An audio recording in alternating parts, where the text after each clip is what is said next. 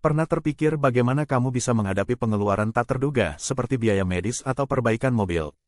Disinilah pentingnya punya dana darurat sebagai penyelamat dalam perencanaan keuangan pribadi.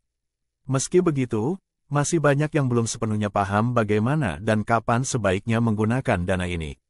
Biar gak salah kaprah, yuk, simak 5 hal yang sering disalahpahami tentang penggunaan dana darurat.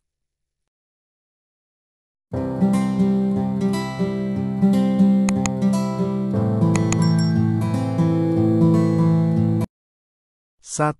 Dana darurat sama dengan tabungan biasa. Banyak yang mengira dana darurat dan tabungan biasa itu sama saja. Padahal, keduanya punya fungsi yang berbeda, loh.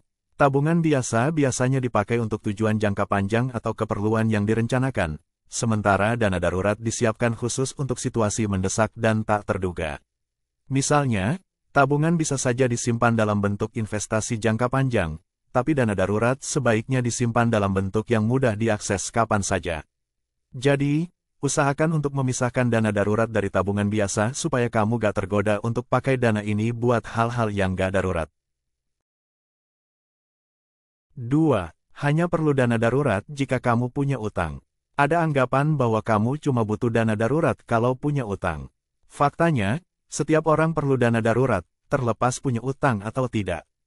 Dana ini bisa membantu kamu menghindari utang baru saat situasi darurat muncul. Bayangkan saja kalau tiba-tiba harus bayar biaya medis yang besar. Tanpa dana darurat, kamu mungkin harus pinjam uang atau pakai kartu kredit yang ujungnya bikin beban utang makin berat. Jadi, punya dana darurat itu bikin kamu lebih siap menghadapi berbagai situasi tanpa perlu mengorbankan kesehatan finansial. 3. Dana darurat harus besar sekali. Seringkali, saran untuk punya dana darurat sebesar 3-6 bulan pengeluaran bikin orang merasa terbebani. Memang itu adalah target ideal, tapi kamu gak perlu langsung mencapai angka itu, kok. Mulai saja dengan jumlah kecil, bahkan dana darurat sebesar 1 juta rupiah sudah cukup membantu di keadaan tertentu.